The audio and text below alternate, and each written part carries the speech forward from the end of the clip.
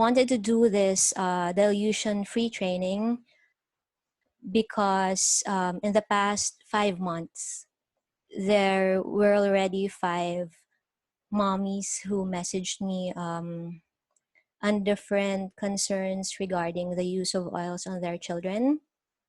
And I realized that it is the perfect time to just reinforce safety concerns and blending techniques, especially when you're using it on your children, as well as to any member of your family who might have any skin sensitivity, yung mga ganyan. So we can start now with the training. I'll share my screen. Hold on. There we go. I hope you can see the slides that I have prepared for today.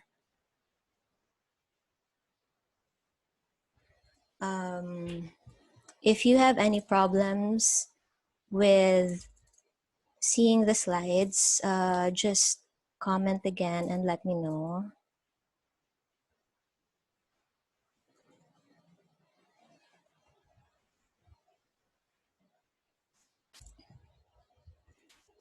All right. So again, this is just a very short training on dilution. As I said, dilution is one of the major factors when it comes to using essential oils, primarily on application via the skin or topical application, and more than other routes, which is inhalation. This would require a little bit more training because there are several facets to it that one needs to understand for you to be able to use these oils safely on your kids, most especially, and for those who don't have kids, for you as well, especially if you have sensitive skin and things like that. So why dilute? Because essential oils are extremely potent substances that could irritate your skin's barriers.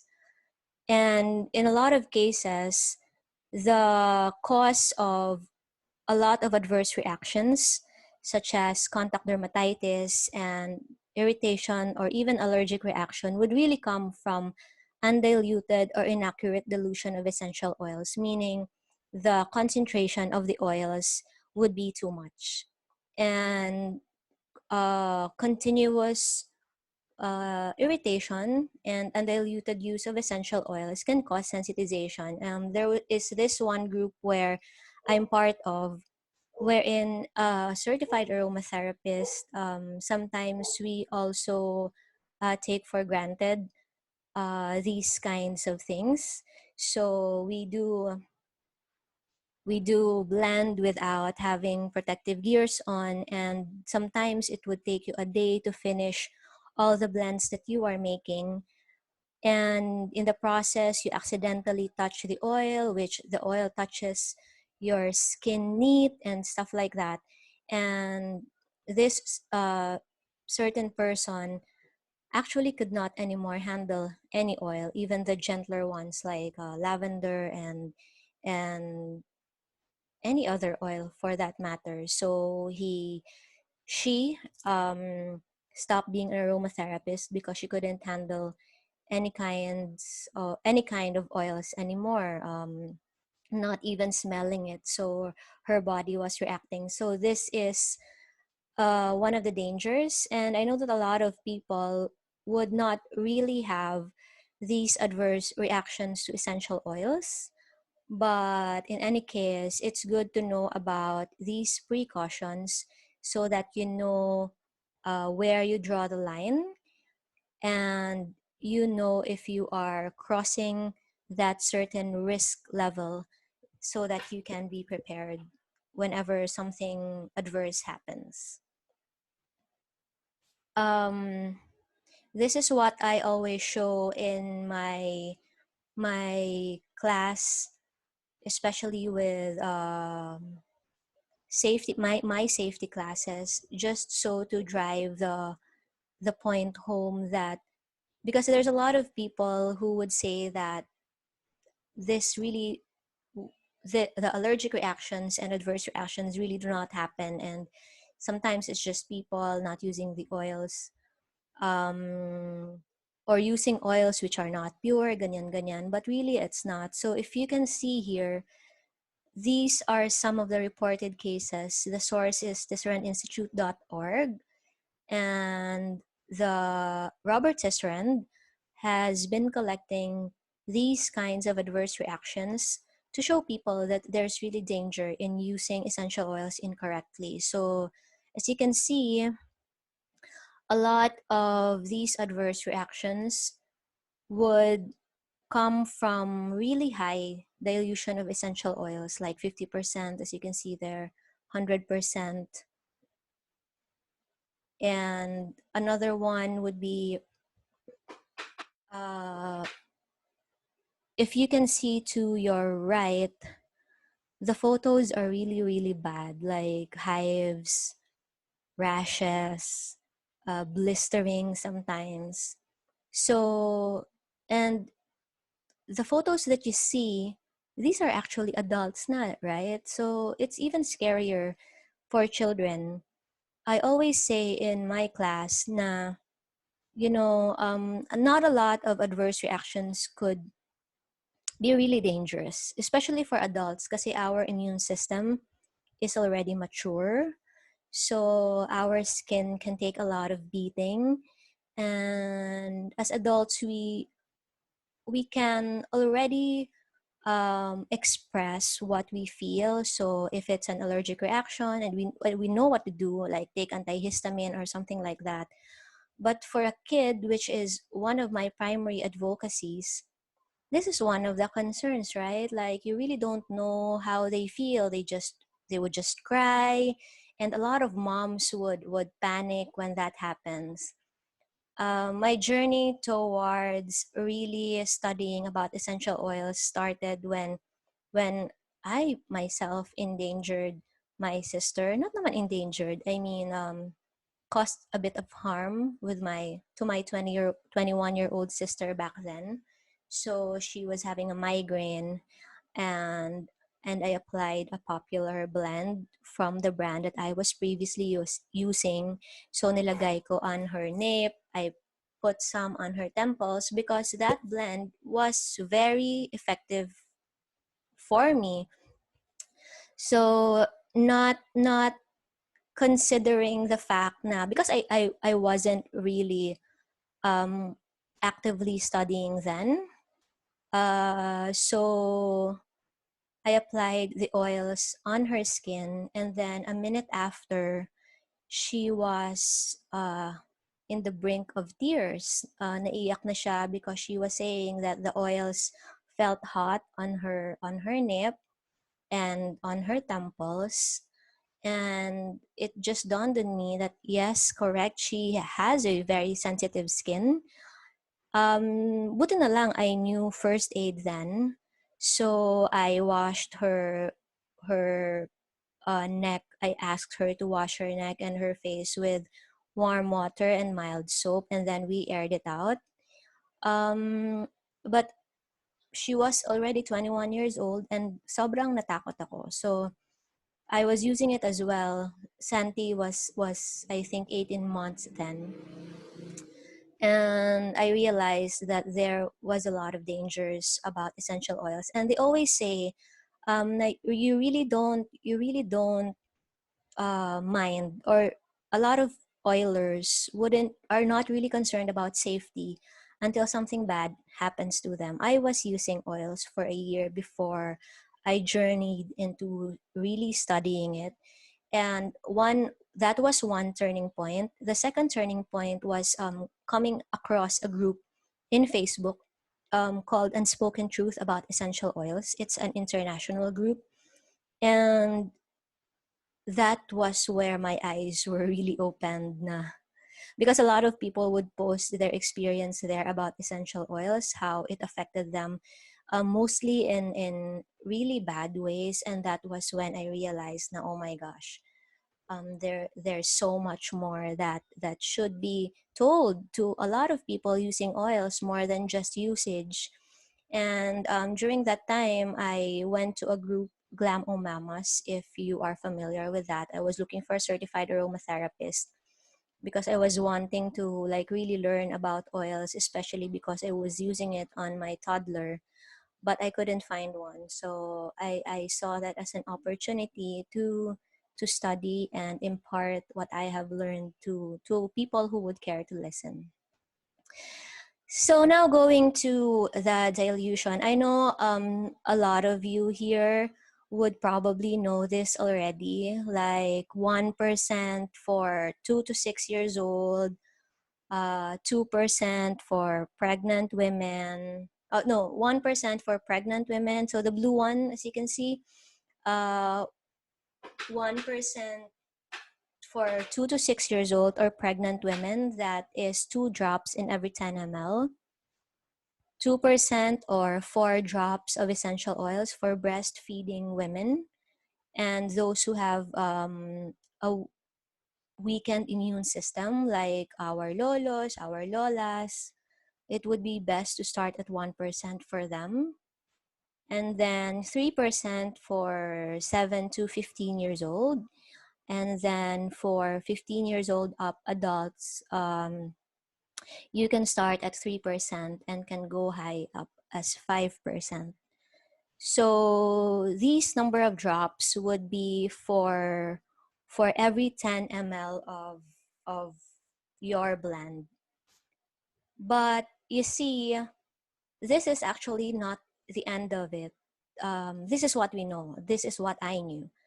1%, 2%, 3%, 5%. A lot of recipes in the internet would actually go beyond this, and a lot would ask, "But ang konti? Why so little? Would that be effective?" And I have been using oils for almost 4 years now. I have been selling for those who really don't want to buy a full kit or invest in essential oils and they just want something ready to use. And these are the dilution rates that I play with. And the feedback that I got was that, yes, they are effective. And even if it's so little, they say nga na parang, oh, no, it's all natural, so you can use a lot of it. But yes, the oils are natural. It comes from nature. But you couldn't find the concentration of these oils anywhere in nature. Like a pound of lavender oil would come from 250 pounds of plant material. A rose petal, a rose oil, that's why a lot of flower oils are very expensive because it takes so much petals to produce 1 pound of these flower oils. 1 pound of lemon oil would come from 1,500 pieces of lemon. So you couldn't find this concentration in nature, and this is the reason why we only need a little for them to do so much. And I always compare it to cooking, although I'm very bad at it. So I always say na, di ba, when you put salt, pag nagluluto kayo, it would be more efficient for you to add salt kung feeling nyo kulang sa lasa yung ulam na niluluto nyo, it would be easy, di ba? Just add more. But pag nasobrahan na, it would be very hard for you to rectify that recipe, right? And this is the same with essential oils. So just start slow, just start low, and if you feel that it's not any more effective or it doesn't give you any effect that you're looking for, then just add 1 more drop, 2 more drops. There's no harm in it. But you see, pag kunwari you started with a really high dilution and then you react, so that's a different story, diba? You already crossed the line, and sometimes that's where people panic, and then they stop using essential oils. And this makes me sad because really the oils are very powerful. And it's so sad because some people would say, um, us who would really talk about safety are just fear mongering, but because we just want to hoard everything, like, um, because we just want people to go to us and kami lang yung magbablend. Me personally, I don't. I would want a lot of people to use essential oils as much as they can. But yun nga, something that would be very consensus using kasi um, it could endanger someone else, especially if you're dealing with really young kids, 'di ba? And moms use oils to hopefully help their children achieve vital energy and address their health concern via natural ways.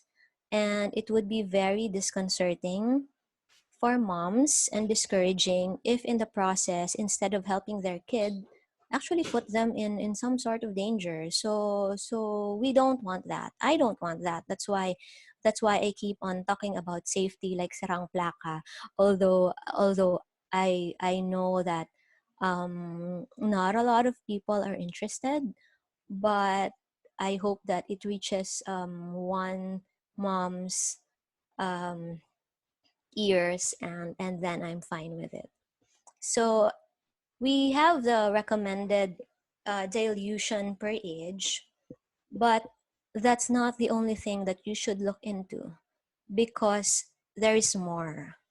Depending on the blend that you are making, there are also certain guidelines. So if you are using anything on the face, the best way is really to tone it down to less than 1%.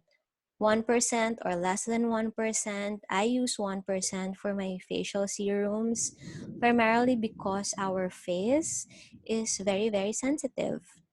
So if you leave the blend there, it's best to use just 1%. For body massage or for roller blends would vary 1.5 to 3%. For roller blends, you can use the age dilution rates because it's localized naman. You don't really apply it all over your body. But for massage oils, I would recommend as well to use just to a maximum of 3% because you're applying it on a larger area of your body, so you are absorbing more oils in the process. For bath and body washes, since this is a wash-off product, meaning, like facial wash, you apply it, but then you wash it off with water, you can go as high as 4% because the essential oil components really wouldn't be absorbed as much because you wash them off. And for pain blends, this one, I integrated this with what I have learned with my essential oil safety masterclass with Robert Sesfriend, 5 to 20%. This is for adults. So if you find this confusing, if you benchmark the dilution per age and then the dilution on the blend that you're making, just go with the one with a lower dilution because that would be more um, conservative and it would be safer. So for example, you're making a roller blend for a 2-year-old. I've put here 1.5% to 3%, but in the dilution chart for age, 1% lang for 2 to 6, then use 1%. So always just go with a lower dilution to be safer, and especially for kids. So there. And then there's more. Um, we also have to take into consideration the oils which would have phototoxic reactions because they can cause chemical burns when you will be exposed to UV light or sunlight. So these are some of the phototoxic oils. A lot of citruses are phototoxic. Lemon, grapefruit, bitter orange, lime is phototoxic. So best to always look into it. I love using citrus oils in diffusers because I don't have to to compute if they are phototoxic or not. But if in case you're using them in a blend, this is their maximum dermal rate. Like for lemon oil, you can only use 4 drops in 10 ml because beyond that, it could be potentially phototoxic. All right. So next one, there's more. So we have the blending based on age. We have blending based on the blends that you are making. We have blending based on the oils that could potentially be phototoxic and could cause chemical burns. But there are also oils which are very highly skin irritating, that there is a possibility that it can cause skin irritation, contact, or allergic dermatitis. And a lot of these oils are really very strong. So if you can see here, you have basil. So the numbers on your right would be the dilution rate. So for example, for basil, you can only use 0.25% for 3 to 24 months. And this is for the chemotype linalool. Let me just get a very common one. Sige, this one, oregano, because it's in the recipe that I will be discussing in a while. Oregano, a lot of brands would just put na oregano is not kid safe, primarily because as what you can see, 0.1% lang yung pwede on a kid. That means it's just 1 drop in every 100 ml. So just to be safe, just don't use oregano on kids. And even for adults, you can see 15 plus. Oregano has a maximum dermal rate of 1%. That means 2 drops in every 10 ml. Because oregano, if kahit amuyin nyo pa lang siya, it really smells so potent. And it's very strong. It has shown to be highly irritating. So you have to really layer it with other oils. So 1%, again, 2 drops in every 10 ml. And it's contraindicated in pregnancy. So a lot of people would use oregano for respiratory concerns or as a pain blend. There are a lot of other safer essential oils for pain, such as lavender. We have frankincense. So just stick with the oils that are safer, especially when you're using it on kids, on pregnant women, and for people with weakened immune system. So this is just a short list, but these are the more common ones that are being used. Just to share with you an experience. So I think Santi was 18 months then, and he had a ringworm. So I asked in my oily group, ganyan, what I should use, and then I had this popular blend which was very good in terms it has antibacterial function, ganyan ganyan. So I diluted it at 1%. Tapos, when I applied it on his skin, it was good thing it was on his leg. Tapos medyo nasunog siya the day after. And I was really surprised because it was very diluted. It was at 1%. And then when I studied na, I realized that it has very, very skin irritating oils. It has clove, I think, and it has cinnamon bark. And as you can see there, for 3 to 24 months, it's contraindicated cinnamon bark. Clove bud is contraindicated for 3 to 24 months. So that was another turning point again why I really wanted to study and share all of this, because it could really potentially harm really young kids. Okay. So Yeah, this one I posted yesterday. So, pop quiz lang. Blending for a 3-year-old calming blend, is this safe in a 50 ml blend? So, you have tea tree, 6 drops, lavender, 1 drop, ilang-ilang, 3 drops in 50 ml carrier oil. So, I like the process of the people who answered. Millet, you're right. First, looking at the oils, tea tree doesn't really have any calming therapeutic action. So you might want to change this to frankincense or clary sage if you want something calming, or sweet orange because it's a very gentle oil for kids. So yes, that is one. So you have to be very mindful of the oils that you're using. So tea tree, 6 drops, lavender, 1 drop, ilang-ilang, 3 drops. So none of these are phototoxic, so check. If we are going to be technical about it, it's 1% dilution. So this is 10 drops in a 50 ml blend. So that would be equivalent to 1% dilution. So it's technically safe on that first condition. Tea tree, when you compute it, so I computed it based on their, so sometimes you have to do a little math, especially when when you are blending with oils that could be potentially irritating.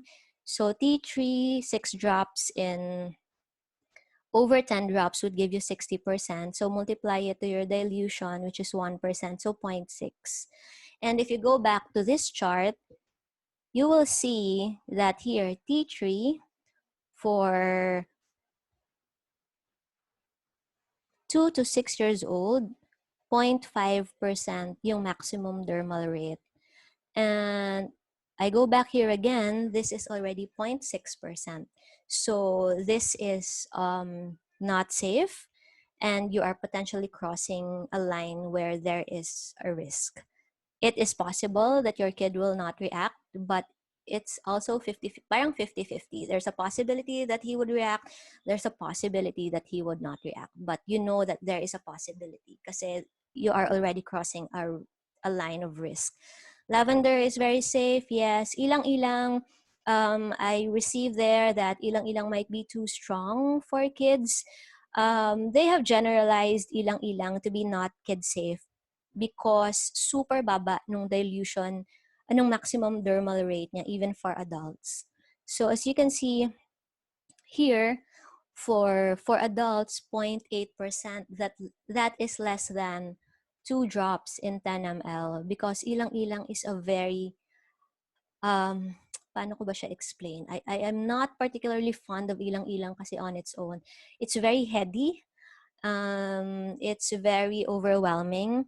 So as you can see here, for 2 to 6 years old, you can actually use ilang-ilang, but that's 0.2%. And to compute it, I think this is roughly 3 drops in 100 ml. So since it's highly skin irritating, a lot of brands would just say that just don't use it on kids because there's a lot of safer options out there. So ilang-ilang is also not safe at 0.3%. So basically, this recipe is not safe for a 3-year-old. And it's not only that it's not safe, tea tree won't help in any way here for if your intention would be to calm him down. And the next one would be for an adult pain blend. So is this safe in a 50 ml blend? Oregano 20 drops, peppermint 10 drops, lavender 20 drops in a 50 ml carrier oil. So oregano, peppermint, and lavender are really known analgesics. So they're good for managing pain. And let's now go to a little bit of computation. So if you can see here, sorry, oregano would be 40%. This is supposed to be 40%. 40% times 5% would be equivalent to 2%. Peppermint would be equivalent to 1%, and lavender would be equivalent to 2%. So from here, if we go back to this chart, you can see that for oregano, maximum dermal rate, even for adults, is at 1%. So this blend, you are again potentially crossing a risk na you could run the risk of allergic reaction or skin irritation. Okay, so what you can do with this one is just lower down the oregano. So maybe you can put 10 drops and then add another oil which can have an analgesic function like frankincense, or add a little bit of lavender, add a little bit of peppermint, because they don't have any safety consideration. So there. So going now to my last slide. Um, when you do blend, I created this step-by-step blending checklist. Number one is, what really is your intention when you are blending? I discussed this as well in my Aromatherapy 101 webinar. And you have to like really be mindful. Is it for a kid? Is it for an adult? Because when you start with the intention, that's how you can choose the right oils. So if it's for calming, is it calming but you shouldn't be sedating? So because there's stuff like that, like kunwari you want to calm down a child and you also would want him to sleep, then you can use oils that are both calming and are both sedating, like vetiver, lavender. You have your whole wood. But if you want to calm them down, like they're having tantrums, but you don't really have the intention of making them sleep, then you could use the ones that are really not meant for sleep, like sweet orange. Um, so something like that. So the intention will really help you to choose the correct oils. And then check dilution based on age. So 1%, 2%, 3%. And check the dilution based on the blend that you will be making. So if one is higher than the other, go for the lower dilution, because in that way it would be safer. And if it's not really that effective, then you can just add one more drop, two more drops, to make that blend more potent. And then check for any essential oils with safety considerations. There's a lot of brand agnostic um, books that you can check, which contain safety data. Um, One is Robert Ciceron's Essential Oil Safety. You could also get the complete book of aromatherapy. I'm gonna post the books that I have here for those of you who would want it. And of course, check for any essential oils with phototoxicity concerns. So I always say that, if the oil has a potential to be phototoxic, just use another oil, because there's a lot of oils that you can actually choose from, and they can substitute for one another. And if in doubt, use any alternative oil which you are more familiar with. Check resources that contain safety data. Um, if you're interested, you can also check shameless plug, my aromatherapy 101 class. It delves deeply into the safety data, and also give out the handouts for that, for the maximum dermal rates of the oils which are found to have highly skin irritating effect. And you can check on here at Lana Lane to see if your blend is safe or not, and just post so that everyone can benefit as well. Because we know we can really make use of a lot of blend recipes, so that we rotate our oils and don't really use just one blend for a certain function. So there, I hope that you learned something from this class. Very short training, or you can just post your questions here in the group as well. or message me through all these channels. So thank you so much, and hope you have a nice weekend ahead. Bye, guys.